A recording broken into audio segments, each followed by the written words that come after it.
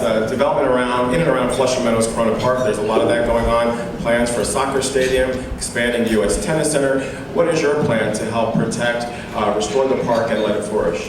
A great question. Parks are so important to the city, and neighborhoods are just not about buildings. We have to have green space, and I'm committed to protecting parks. Flushing Meadow Park is a park close to my heart. I went to York College, and the temporary campus was at Bayside, and I played lacrosse there. We used to drag all our goalposts and sticks to work out here every single day. So I'm a big believer that these parks have to be protected. We can't give them away and sell them off, as the administration is thinking about doing. They want them to give 12 acres for the stadium for $1 to a multi-billionaire. That makes no sense at all. And one of the things I'm doing in this campaign is I'm not accepting any contributions from developers, not because I'm against development, it's because I want to make decisions on the merits. Everywhere I go around the city, there are clashes between developers and communities. So I want to be able to make those decisions based on what's important in the community. But I am committed to protecting parkland for people in Queens and all around the city, because it's part of what makes a great city. We have the second largest parkland in the country in New York, and you see how many people use it. Flushing Meadow Park is widely used by residents of Queens County, so we have to make sure that we maintain our parkland and also fund it properly so we can maintain it, so that every park besides Central and Prospect Park gets the funding that it needs. Thank you, Mr. Albanese. Mr. de Blasio, your plan is to protect, restore, and allow Flushing Meadows-Corona Park to flourish in the face of development. Well, I spent 4 very wonderful, youthful years of my life in Queens, 2 years in Astoria and 2 years in Flushing, living on Saul Street, right near the park. And I have a very personal sense of how much Flushing Meadows-Corona Park means to people. I think it's the jewel of Queens. We have to protect it. That means as much as I could appreciate what's good about a soccer stadium. If we found the right location and it did not take away parkland or could be replaced one for parkland, that's a worthy discussion. But absent that, as we've learned the hard way with many investments in sports, it's not about sports. Sports does not necessarily help our larger economy. We have to be very careful about any public sector involvement. What we need is to protect parkland. That is the crucial element of this equation. If we find a way to create a stadium that gives us the same amount of parkland, that actually helps us to maintain and improve the parkland with some kind of subsidies, conservancy, any kind of model that actually brings net positive resources to parks, that's a worthy discussion that I'd be interested in having.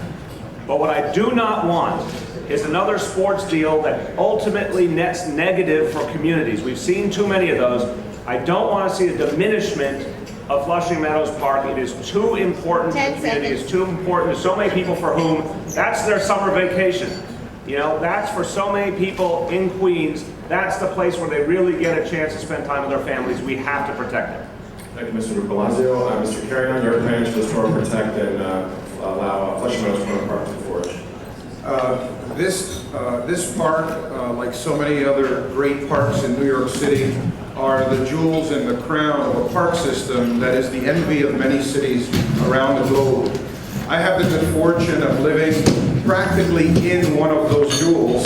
Pelham Bay Park is the largest park in New York City, believe it or not, and right in my backyard, in my playground, I have 2 18-hole golf courses, Orchard Beach, running and walking paths, stables for horses, riding paths, and on and on. That park system that gives us so much and gives us a quality of life that is unmatched in so many other cities has to be protected. One of the things that we need to do, and we've tried to cobble together for that park, which is my park, in the Bronx, and as chief executive, I understand, as a former chief executive of the county of the Bronx, the borough that's called the Borough of Parks and Universities, I understand the importance and the role that they play in providing a quality of life, amenities, platforms for sports activity, arts and culture, and so many other things that they offer. what we've done is we've been able, the people around Central Park have been able to do something very special that I think we need to start matching. As mayor, I would call on the stakeholders around this park. There are stakeholders here in the form of Major League Baseball, in the form of the New York Times, in the form of the airport vendor community, and so many others that could participate in some sort of a conservancy and can assist this park and this community in ensuring that this park continues as a great jewel.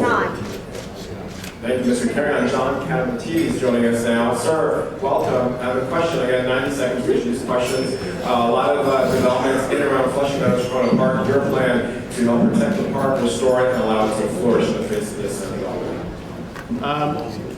I believe in parkland, and that's what keeps our kids active. And but with Flushing, I've been an advocate of doing originally the 2014 World's Fair, which would have been the 50th anniversary of the World's Fair, which I don't think we could do by 2014 now. It might take to 2015, 2016.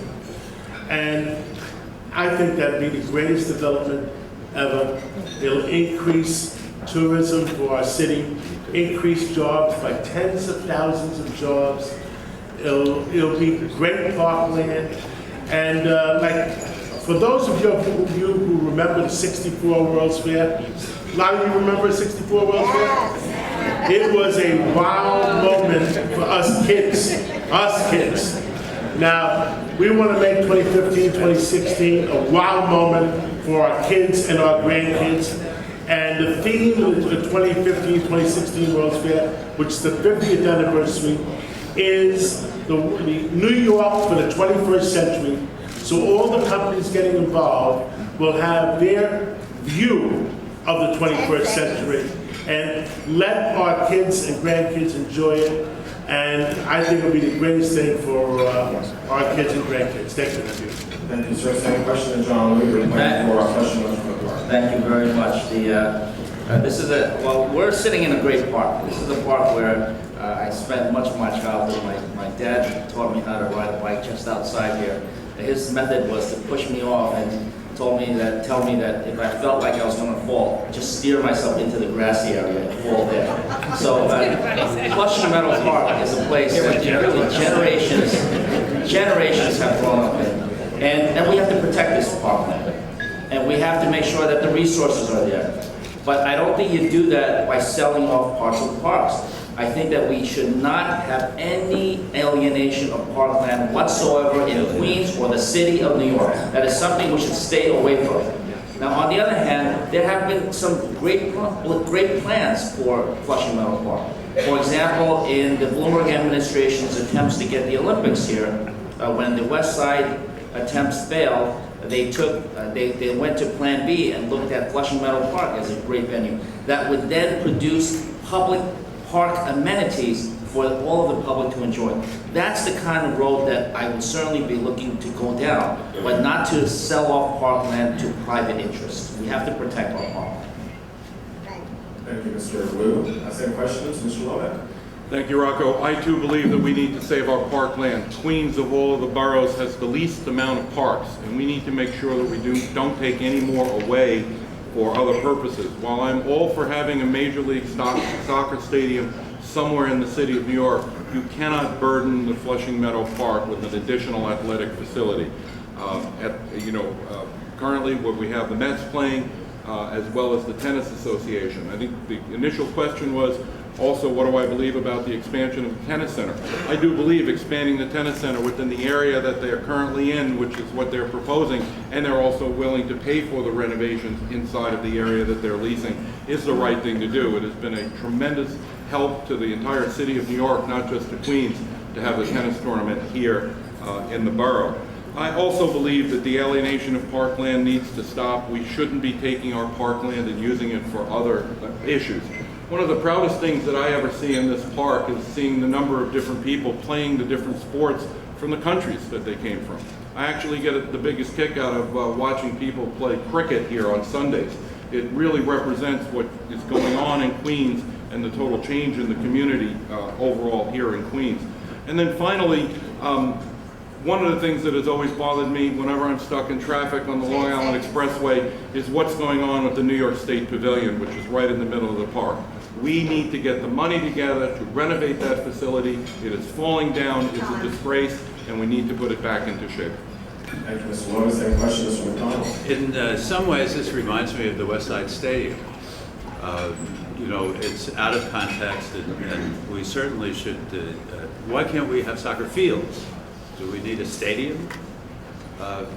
You know, these parks, when you go into Flushing Meadow Park and you see people from over 200 countries, all over the world, and we celebrate the diversity of New York, and we go there, and it shows what peace can be like in the world, because we all get along. We all give directions to each other, and we all smile at each other, or not. But, you know, there's very little negative interaction between people, and that's what New York City parks are for. Some of us have already pledged to spend 1% of the city budget on improving and maintaining parks. And I reiterate that again today, that under a McDonald administration, 1% of the city budget would go to the maintenance and improvement of city parks.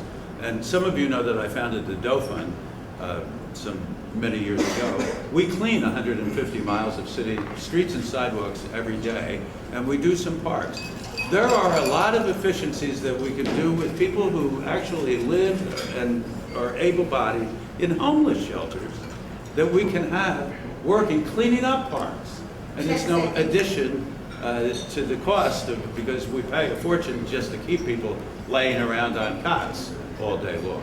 So there are many things that we can do, but I'm telling you that I wouldn't build anything there. Thank you, sir. As the speaker mentioned earlier, she does have to leave here momentarily. We will allow you to answer the question and give you 90 seconds for closing remarks. Thank you very much. You know, on the issue of Flushing Meadows Park, I think there's two really important overarching issues or challenges here. One, and I'll get back to it in a second, is what we've been talking about, parks and how we take care of them or not in the city. Two is the land use process, right? Because there is the tennis proposal that's making its way through ULURP right now. There's a proposal around City Field, the mall there, that's going to go through ULURP. There may be a Major League Soccer proposal that'll go through land use. We don't have anything formal on that yet. So I just want to say, first of all, as you deal with anything like this, as mayor, it is critically important to have the utmost respect for the community board, community input, and the voice of the local elected officials. And that's what we're doing right now in the council as it relates to the tennis proposal, working hand in glove with Councilmember Jalissa Ferreras to make sure that the community's voice is in the process. And as mayor, you have to commit even more deeply to making sure that is the kind of land use process you conduct in the city of New York. Now, overall, there isn't really any question, if you look at the facts and the numbers, that we need to do a better job supporting parks overall, and specifically parks outside of Manhattan, let's say south of 96th Street. And one of the ways to do that is to take the model of conservancies and put them in place in other places, like we could do here. Another thing to look at is for neighborhoods that can't sustain a conservancy, sharing money from other conservancies, having a percentage that would go into a citywide fund. And I also want to explore keeping concession money, revenue from concessions, some of it at Flushing Meadows Park in Flushing Meadow. So, only a little bit over. In closing, I just want to, again, thank Rocco for emceeing, thank Vicki and everyone at the Courier for this event, but more importantly for what you do covering Queens and all of the individual neighborhoods of Queens. Because one of the great things about New York City is we're really just, within 8.4 million people or more, a network of small towns. And no borough shows that more, quite honestly, than Queens. You don't send your mail to Queens, you send it to the neighborhood you live in. And we're proud of our neighborhoods, and papers like the Courier help us continue to fight for our neighborhoods. And as mayor, that's what I want to do. Fight as hard as I can with all of you to keep this city and expand this city as a place for the middle class and all of those families working so hard to get into the middle class. And that means expanding and preserving parks for families. That means building more middle-class housing. It means preserving more housing. As Speaker, we passed more pro-tenant legislation than any city legislature in history in this city, but I also have a plan to build 40,000 new middle-class housing units across the city. It means making sure every neighborhood has a good school. That's what we've started to do through our middle school quality initiative in the council. That's what we need to expand. One of the things I want to do is open more specialized high schools and make sure those are outside of Manhattan, so the most brilliant students in the boroughs like Queens have more options in the neighborhoods that they live in. But obviously, as mayor, we need to get unemployment down, and the way to do that is to harness the economic potential of our neighborhoods where we can really grow jobs. I'm getting the big cut sign, so I'm not going to push my luck twice and go overtime, but thank you all, and I'm glad I got through at least half of the questions. Thanks, everybody. Back to the first question with Mr. Thompson. I don't get to do a close right now. At the end. I think that there appears to be this, at a certain point, almost a rush to get things done in the next 7 months before Mike Bloomberg leaves, and I think that's a mistake. When we look at Flushing Park, there are a number of questions. We're looking at half a community right now that is in favor of a stadium and half that isn't, and I think that the one thing we need to do is to go through a real process, is to involve communities, to talk to them, find out what they want to do. I mean, I'm always hesitant to give away parkland. I think we've seen the mistake in that. If you saw what happened in the Bronx, plant being built, it was a trade-off in parks. Well, the Bronx didn't get what it was promised in a lot of ways. They're still trying to keep that promise. And I think we have to be very careful about giving up parkland in return for something, and some things never happen. So I'm very concerned about giving away any parkland. If anything, we'd like to expand it. I think that the one thing that it does, the point that has been made a couple of times, it is also how parks across the city of New York are funded. And the Conservancy model is a great one, but what it does, and it says to communities all across the city, smaller communities that don't have the financial wherewithal, like Central Park and perhaps Prospect Park, is they get left out. And we need to change that. We need to make that commitment to parks across the city of New York through the city budget and being able to use other dollars through conservancies to keep other parks going. We need to create some fairness and equity, and that isn't happening right now. Thank you, Mr. Thompson. Same question, Mr. Weiner. Thank you. I'm a pro-development Democrat. I think we should build and grow the city as we go, but I want to do it smart. I would love to have Major League Soccer here in Queens. Heck, I would love to have Major League Baseball here in Queens first, but I would love to have Major League Soccer. Look, I support you. I'm a Met fan, yeah, I can say it. Look, here's the model I would use. If you want to know how I would manage this issue if I were mayor, take a look at what we did in a similar situation in southern Brooklyn and southern Queens. Floyd Bennett Field, Gateway National Park. A park, but in many cases a park in name only. Years of neglect. And people had come with hundreds of ideas about things to do in the park that were inappropriate. And I said, listen, this is a recreation area. Let's bring recreation. And so we got a public-private partnership together. We put in 2 brand new NHL-sized hockey rinks. We kept the facade of the Aviator Center because of the history of civil aviation down at Floyd Bennett Field. We created jobs, we created development, we created opportunities for kids. We made sure, since it was a park, that the price point was kept affordable, and it works. New Queens should be a sports mecca. You know, when I was fighting against that crazy idea of a West Side Stadium, I said build it in Queens. They call them the jets for a reason, because of the airplanes going overhead. I want to have development here in Queens, and I think that we can do this too if we do it right. And I want to say something else. This is already the sports mecca and the soccer mecca of Queens. Let's make it the site for a Major League Soccer stadium, but let's do it right. Thank you, Mr. Weiner.